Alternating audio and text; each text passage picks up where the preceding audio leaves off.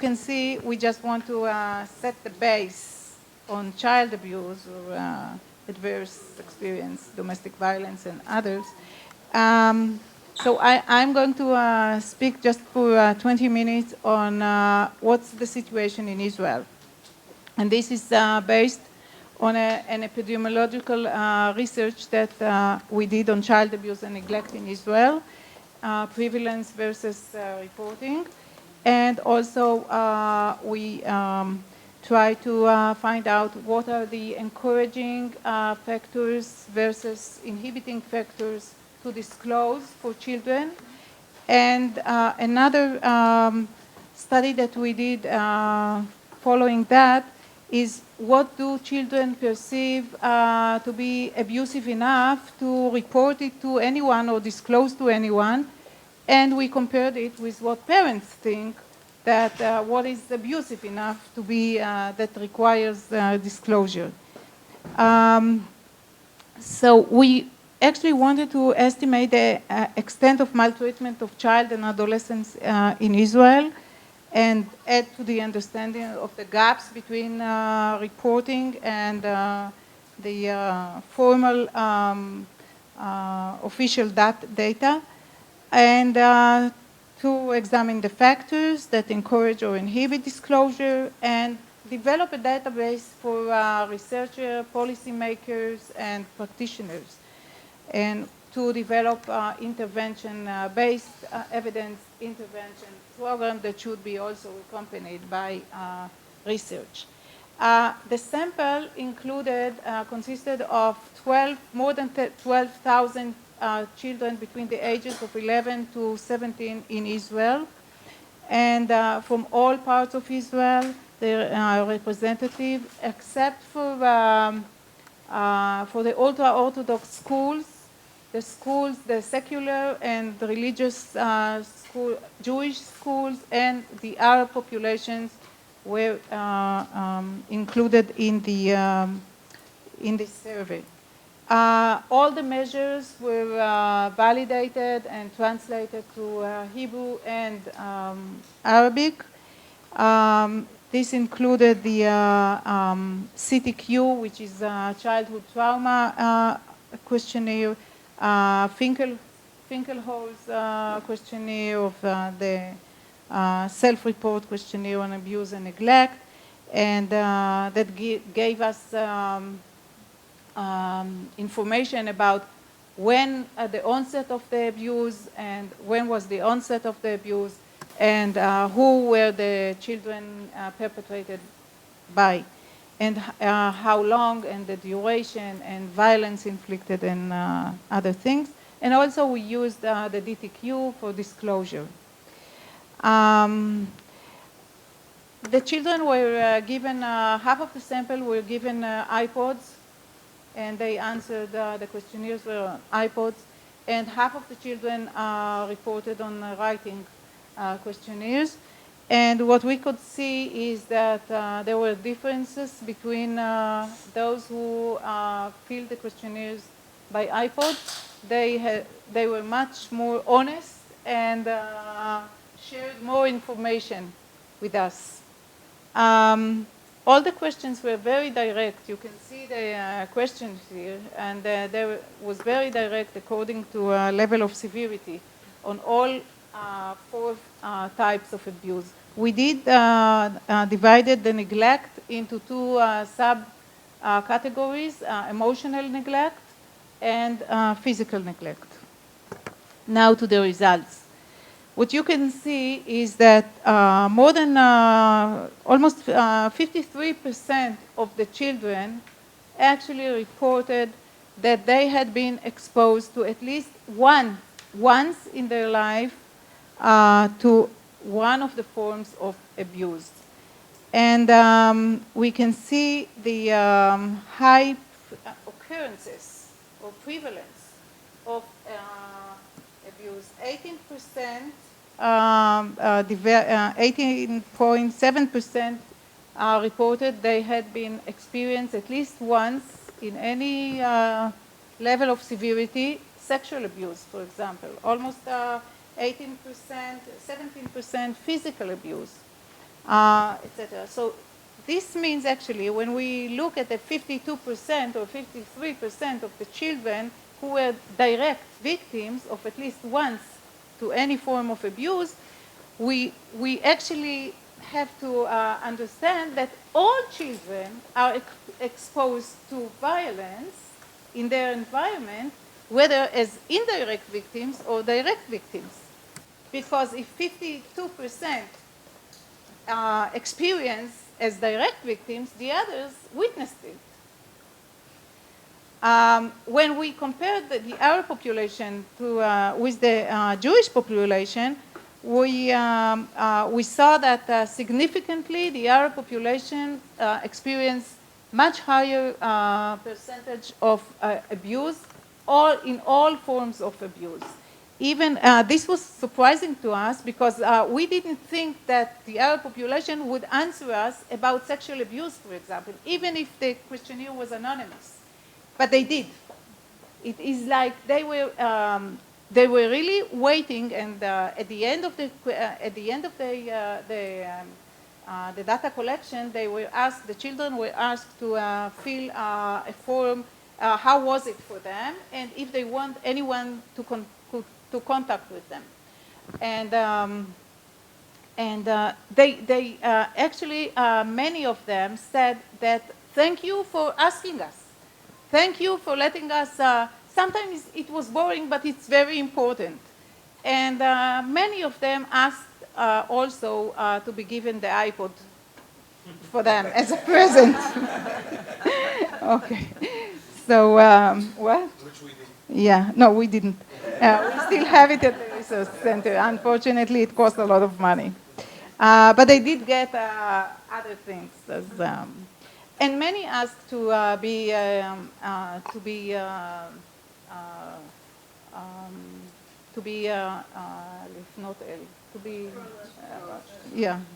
so that somebody should.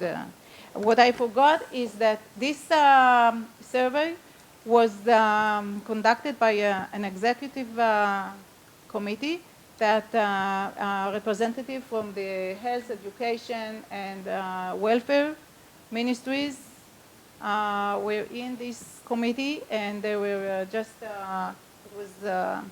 and also other organizations and experts in the field.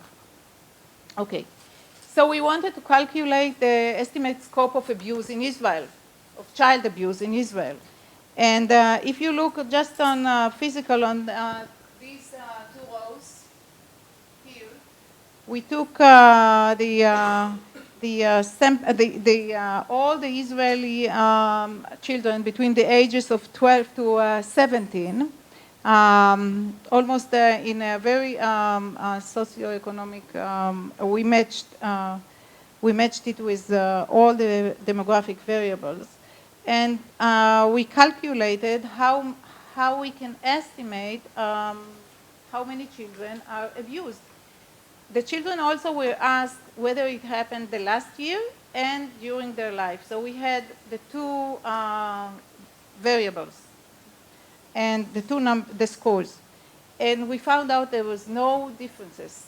So if we look at the physical abuse and sexual abuse, we can see that more than 150,000 children a year are either sexually or both physically abused.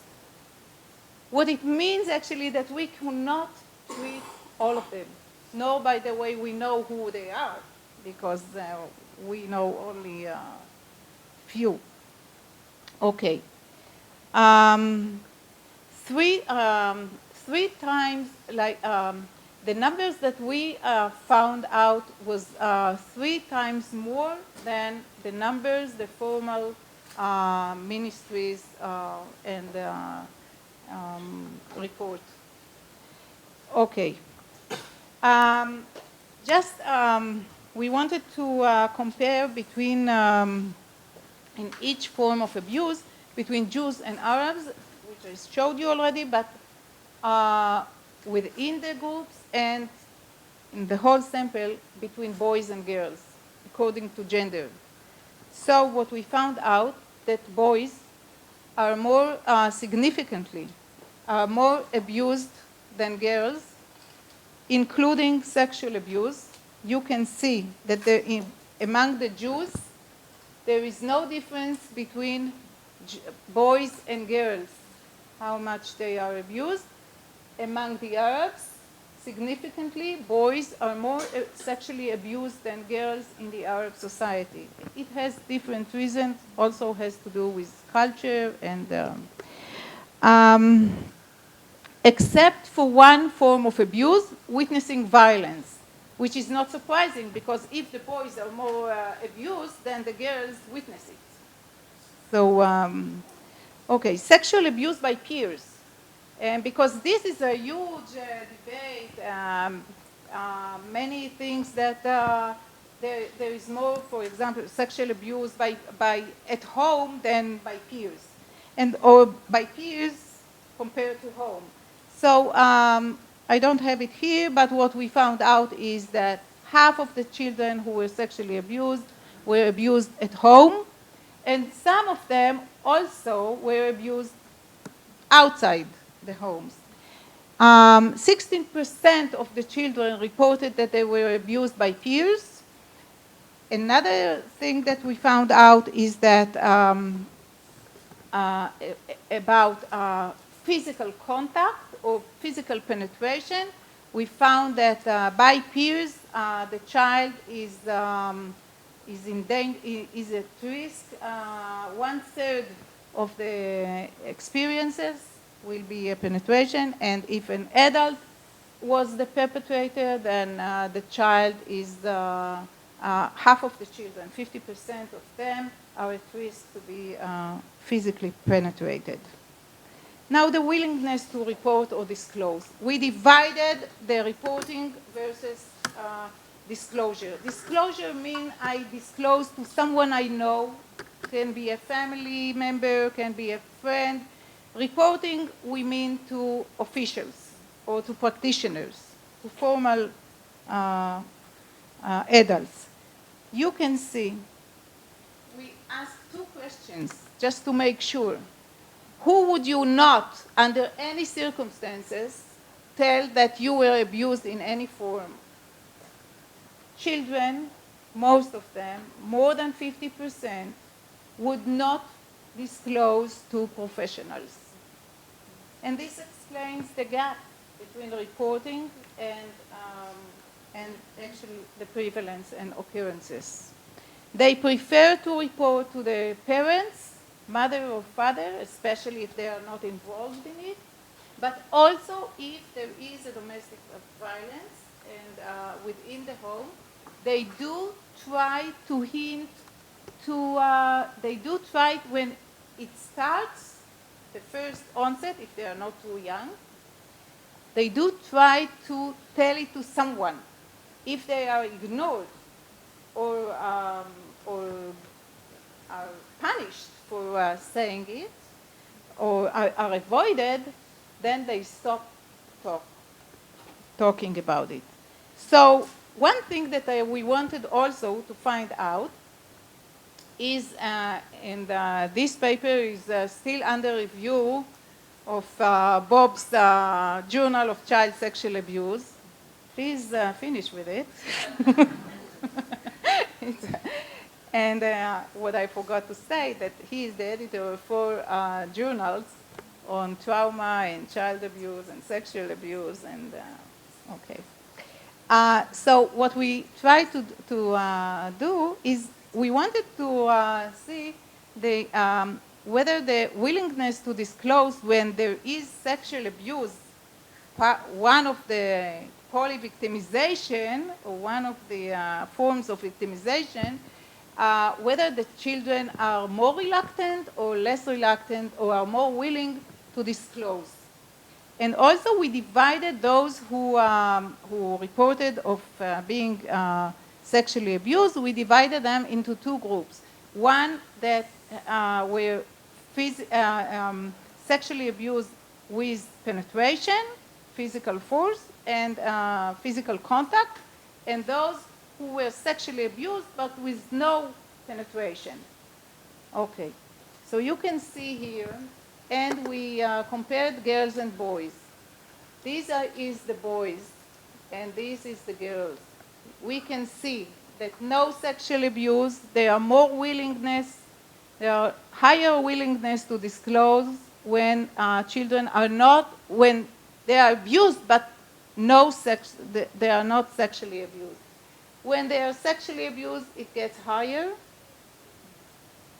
The reluctance to disclose, and when they are penetrated, the higher they are reluctant to disclose. It means that the higher the severity of sexual abuse, the lower the willingness to disclose, which actually indicates that we have to identify at the beginning and not wait with children, and we have to find how to identify and how to assess it for very early, at a very early stage.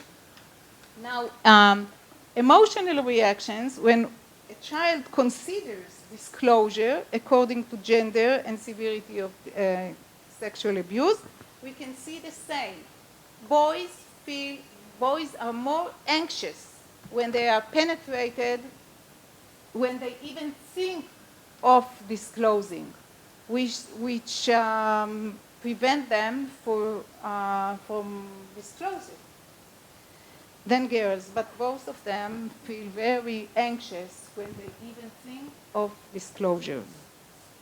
So what are the factors that inhibit disclosures, and what are the factors that we found that encourage disclosure? We found three categories of factors that inhibit disclosures. The first one is feelings, and there are many other studies that show that. It's fear, shame, and insult. And the higher it is, the lower the child is willing to disclose. Fear of other consequences. There are many fears, like fear of punishment, fear that the children will not be believed about it, fear that of the offender, fear that even fears like the offender might kill themselves, make suicide, will commit suicide. And fear of not being loved, fear of friends, and the last factor to inhibit is lack of information. They don't know who to turn to. And this is very odd, because there are many programs in Israel in the educational system, and even with by the welfare ministry, to let children know who to turn to when they are abused. And no, quarter of the children say that they do not know who to. So somehow this information does not get to them. They don't get it. Okay. The encouraging factors to disclose, the first one was unbearable pain, and they refer to unbearable physical pain, not emotional pain. Children can bear emotional pain, I don't know, maybe without any, they can contain like everything. But physical pain, when it gets to a point that they cannot bear it anymore, then they disclose. The second category is external initiative. Actually, it's not, it is not by the child, it's somebody else who told about the abuse. And the one that is very important and very interesting is moral factors. If the child feels the perpetrator deserves to be punished, then they go and disclose.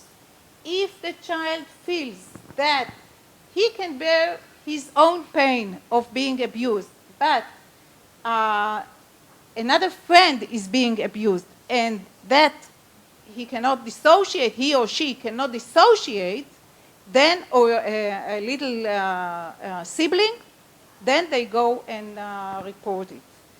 So, and that shows that that's another category that I think should be one of the things that be one of the elements that we should put in the programs that we do. It's not about telling about someone, but it's about saving someone else And also, and this we tried in one of the programs, and also saving the perpetrator of becoming more evil or becoming more sick.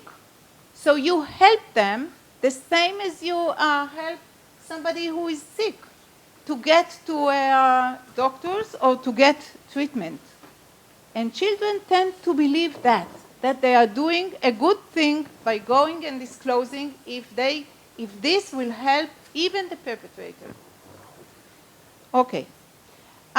Most of the children, at least 25% of them, said that there were positive outcomes to disclosure. Others said that less, but about between 4 and 6% said that there were negative outcomes to disclosure, but 14% said it didn't change anything. And it didn't change anything actually is a negative outcome, because I can't trust and there is no one to speak. So how do the children, what are the abuse behaviors or acts that children perceive that are severe enough that they should disclose? The first one is publishing naked photos of a child on the internet. That's the children, okay? And this was done on 2,500 children, Arabs and Jews. There are differences between Arabs and Jews, small differences, but I won't show that. Okay, the second one that should be reported is beating a child with a belt or stick or other objects. The third, silent treatment in schools or via internet or, yeah. The fourth one is adult parent ask the child to touch the adult's private parts. Most of the programs within the schools talk and teach children to guard themselves and be aware when an adult touches them. And they think the other way around, which is very important. The fifth one is prevents food from a child that caused them a health problem.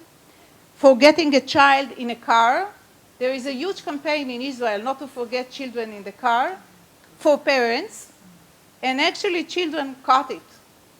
And they explained it, why they think it's very abusive, and that if my parents forgot me in the car, I should report them for that, because they would not, one of the children that we asked, he said, would they forget their keys, the car keys? How can they forget us? It means we are unseen. And witnessing parents' violence. Okay, I'll skip this. The green ones are those who they think that are normal behaviors. Okay, what the parents think. The first one, the parents thought that should be reported is when an adult or a parent asks the child to touch the adult's private parts, the same as children. The second is beating a child, as children thought. The third, witnessing parents' violence. The fourth one, adult or parent touches the child's private body parts, not for medical reasons, which the children, as I said before, did not think it requires any reporting or disclosure. And prevents food from the child causing health problems, forgetting a child in a car, and forcing the child to beg on the streets. Children did not relate to it at all. Okay, so what are the implications, to conclude these studies? It means actually that violence against children is a widespread social problem of epidemic dimensions in Israel. And we think that we should maybe not think about the term children at risk, but because it has, its definition is specific, but maybe all the children are at risk and all the children are in danger to experience or witness violence against children. And this means that the country or the ministries should should do something in both in policy and intervention, and put this a priority, because it's a social phenomena. And what happens to our children, as Bob showed us, it means that if this is the rate of the prevalence of violence right now, what will happen next and at the next generation? Because we get used to violence. It doesn't, it's like part of our, it becomes part of our life and part of our children's life. So what will happen next generation? And because we cannot treat all the victims, there are others that we need to address in the society. Those who are silent, those who inflict violence, those who shut their eyes, and the bystanders, everybody. Also, it means that we have to empower families and communities and develop interventions that are not labeled as treatment, that are labeled the same as Tova does in Nitzan. It's everybody can come. It's for everybody. You are not labeled as patient, client, or something is wrong with you. Actually, what's wrong? We are sharing, all of us. It's wrong that we live in a society that has such high violence against children. It says about us, it says about society, it says about the norms of society, and that we need to change. And we did, in the education, the Ministry of Education, we built several programs already that we accompanied by research, and we saw the findings indicated that it can be changed, and children can decide within schools that this is not going to be part of behaviors, acceptable behaviors in schools. And they started to see the teachers in a different way. And they established and developed reconciliation committees within the classes that children can refer to that committee and say, I was wronged by another one.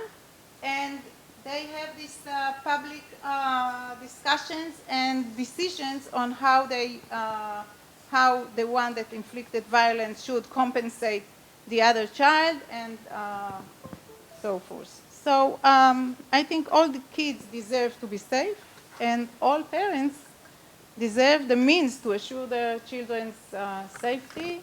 And thank you. And now, thank you. And now you are all invited. It's 11:15 to the ceremony for the laboratory.